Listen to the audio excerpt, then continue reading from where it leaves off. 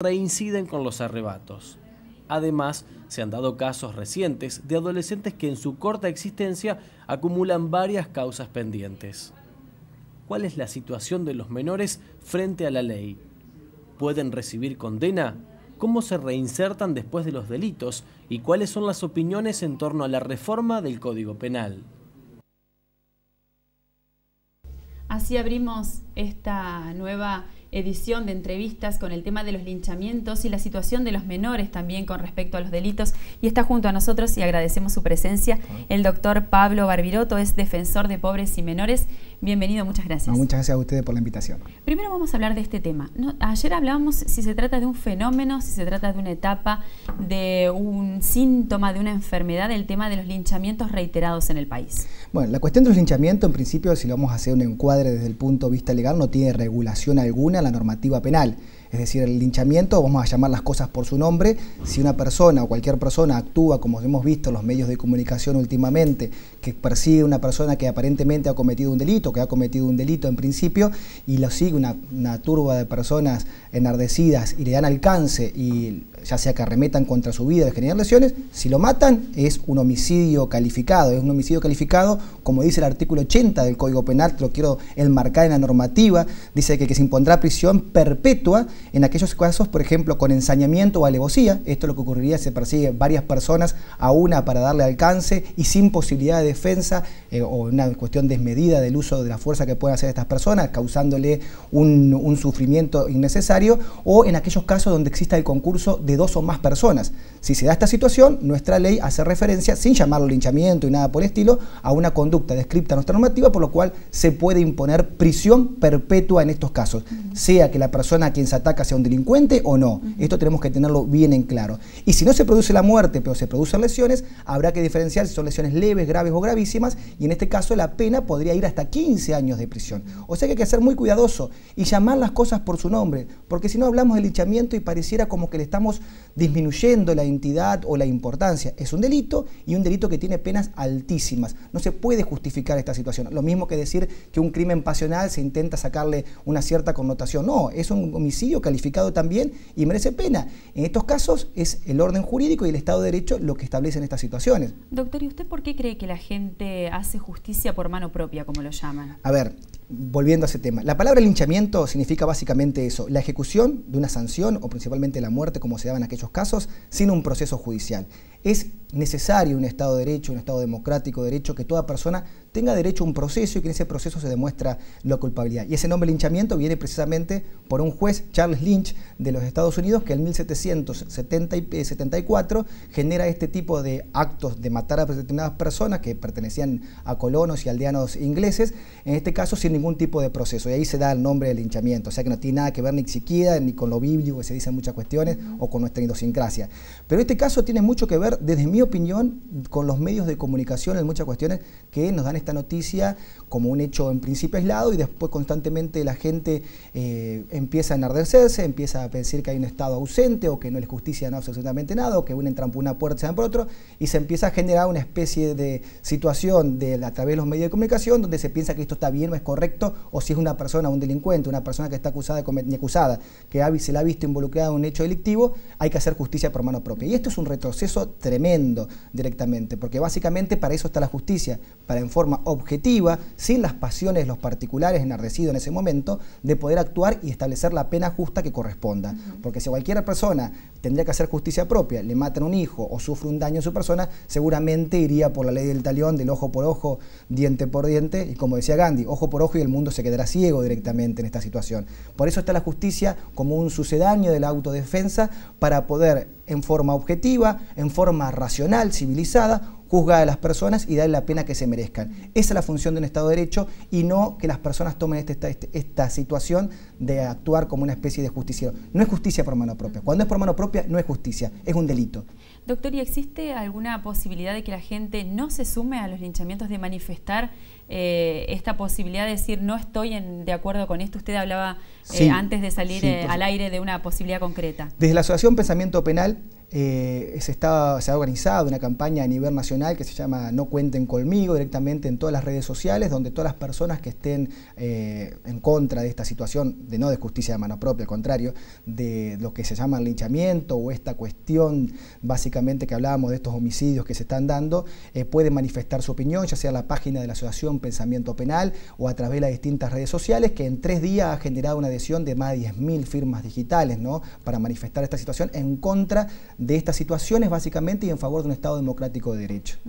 Esto es un fenómeno de la gente que utiliza las redes sociales para hacer sentir su opinión. ¿Usted cree que ha sido como una ola de gente que dice basta con esto, nosotros no lo queremos? Por supuesto, desde ya, así como el otro punto también existe en esta cuestión que, vuelvo a repetir, para mí, es atendible el reclamo de la gente, quizás necesitemos la modificación de determinados instrumentos legales para darle respuesta, pero esa respuesta se hace a través del Congreso de la Nación, a través de diputados y senadores, que son las herramientas que un Estado democrático hemos elegido para modificar estas situaciones en caso que se considere que se debe hacerlo, y no, fuera a decirle, por mano propia, y en estas situaciones que generan más violencia y engendran más violencia aún. Doctor, analizando más en profundidad el caso de los linchamientos, algunas de las personas que han sido golpeadas en este tipo de enfrentamientos son menores, acusados de delitos por los cuales los vecinos intentan esta justicia por mano propia. ¿Cuál es la situación de los menores con respecto al delito en Entre Ríos o en Paraná? Bueno, la situación que se da en la provincia de Entre Ríos, la provincia de Entre Ríos tiene un índice en relación a otras provincias de delito bajo y principalmente en relación a lo que son niños y adolescentes, como lo llama la Convención de los Derechos del Niño, para referirse a aquellas personas hasta los 18 años de edad, ¿no? Y a partir de los 14 años, que es como nuestra ley, la ley nacional, establece las personas punibles o no punibles. En el caso de la provincia de Entre Ríos tenemos que tener en cuenta que cada 10 delitos que se cometen en nuestra provincia, 1 es realizado por una persona menor de 18 años de edad y generalmente tiene que ver con delitos contra la propiedad. No tenemos en la mayoría de los casos hechos de homicidio o de robos violentos donde participan personas menores de 18 años de edad. Es decir, delitos contra la vida estoy hablando. Sí, la mayoría son delitos contra la propiedad, donde la vedette en este caso es el intercambio de esas cuestiones que se roban para cambiarlo por una especie de trueque por distintos tipos de sustancias como pastillas, drogas, o, cocaína, marihuana, llámese el psicotópico que esté de moda en algún momento determinado. Es decir, tiene mucho que ver el delito adolescente con el consumo.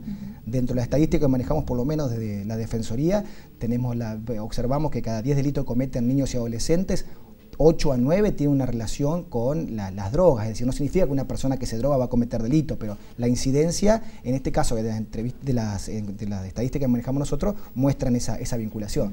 Hay un caso en estos días en la ciudad de Paraná de un joven menor de edad que acumula varios delitos. Un caso como este, un joven que reiteradas veces ha atentado inclusive hasta ha baleado a otra persona en un intento de robo. ¿Esas causas se acumulan? ¿Un menor tiene antecedentes? En principio el juez lo va a tener en cuenta a la hora de la graduación de la pena. Hay un fallo de la Corte Suprema de Justicia de la Nación, acorde a lo que establecen las normativas internacionales. Esto es una situación que, le puede gustar o no a la ciudadanía, pero todos los instrumentos internacionales que nuestro país ha suscrito después de la modificación principalmente de la Constitución Nacional, que tienen rango nacional, establecen que no se le puede poner la misma pena a una persona menor que a una persona adulta porque está en un proceso de formación, un proceso que tiene que ver con su formación evolutiva, de intelectual, emocional, que no se le puede poner la misma pena que una persona que ha asentado su personalidad. Por ejemplo, si yo soy decano en una universidad y tiro un borrador contra un pizarrón, todo el mundo va a decir esta persona está loca, pero si una persona de 15, 16 años tira un borrador contra un pizarrón, lo vemos como un acto que puede tener en cuenta, teniendo en cuenta su adolescencia o su minoridad en todo caso. No es lo mismo, fíjate, una conducta de una persona mayor de 18 años de edad que una persona que lo haga una persona, es decir, tiene otro tipo de justificación por ese proceso de formación o de desarrollo que está teniendo, que esto no lo dice el derecho, sino lo dice la propia psicología evolutiva en este caso, que no se puede poner una misma sanción que una persona menor adulta. Se le puede poner sanción, puede ir preso, pero no la misma proporción de una persona mayor de 18 años de edad. De hecho, en la provincia de Entre Ríos tenemos varias personas, varios chicos que han sido acusados de delitos graves que están cumpliendo penas privativas de libertad de 10, 11 años, 8, 6, depende del delito que se ha cometido. Es decir, generalmente la escala que hace el juez, si es un delito consumado, hace una reducción como si fuese la escala de la tentativa, es decir, de 1/3 del mínimo a la mitad del máximo es la pena que le correspondería, pero le corresponde pena. Y ocurre otra situación que es peor todavía que los adultos. A la persona que comete un hecho o está acusada recién o imputada recién de cometer una infracción, el juez lo puede disponer inmediatamente, sin necesidad de juicio lo puede internar. Que podrán decir no es una cárcel, pero un lugar donde no se puede salir por su propia voluntad es lo mismo que estar privado de libertad. Eso con los adultos no se puede hacer.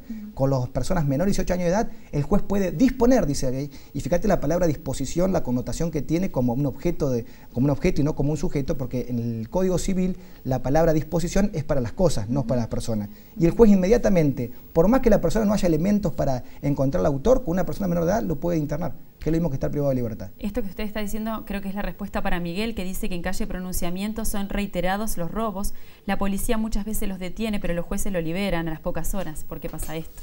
A ver, es una cuestión de una normativa de nivel nacional que establece esa situación. En principio, lo que tenemos que tener en cuenta que nuestra Constitución, como la Constitución de cualquier Estado democrático de derecho, establece que una persona es inocente hasta que se demuestre lo contrario. A una persona cuando se lo acusa o imputa de cometer un delito, todavía persiste una presunción de inocencia que cae al momento que el juez dice usted ha sido autor de este hecho mediante una sentencia con defensa y acusación. Hasta ese momento la persona se considera inocente, no solamente en nuestro país, sino en todos los países evolucionados del mundo. Entonces, si una persona no hay riesgo de fuga, o no hay entorpecimiento de la investigación, o no hay una situación que puede llegar a amenazar a un testigo, la ley establece que esa persona tiene que estar en libertad durante el proceso. Donde amenace un testigo o donde entorpezca la investigación o el procedimiento, inmediatamente va detenido. Pero la regla es la libertad durante el proceso, porque toda persona, vuelvo a repetir, es inocente hasta que se demuestre lo contrario. Puede ocurrir que por una confusión a usted o a mí nos declaren esa persona fue la autora de ese hecho que me acaban de robar o cualquier cosa y no tiene nada que ver. Entonces tendría que ir presa directamente por el hecho que se le imputa hasta que se desvirtúa eso. Eso no es lo más conveniente ni en un Estado de Derecho lo que se busca, sino lo que se busca es que las personas que hayan cometido un hecho se demuestra cumplan la pena que corresponda. Emilia dice la justicia es muy lenta, no podemos esperar, lamentablemente. Ahora ya se ha iniciado un proceso de reforma en toda la provincia de Entre Ríos. Este proceso de reforma pasamos a un sistema acusatorio que es mucho más ágil y los tiempos de la justicia se agilizan muchísimo. Ya está en toda la provincia de Entre Ríos, menos en Paraná, y en el transcurso de este año se va a aplicar con el nuevo Código Procesal Penal y eso va a agilizar muchísimo las causas. En un transcurso de 6 meses ya se va a tener el resultado desde el que se inicia hasta que se termina. Doctor, en esta pregunta apenas vamos a abrir a tocar este tema que seguramente va a necesitar de mayor profundidad y más tiempo, que es la reforma tanto de la edad de las personas imputadas como la pena que se le puede imponer a ellos. En la experiencia, ¿qué cree usted que puede pasar? ¿Qué sería lo más conveniente? Yo pienso que la provincia de Entre Ríos, primero ahora, se debe un régimen procesal para personas menores de 18 años de edad, que ahora vamos a entrar toda la provincia a mediados de año un sistema acusatorio y para las personas menores de 18 años no lo hay.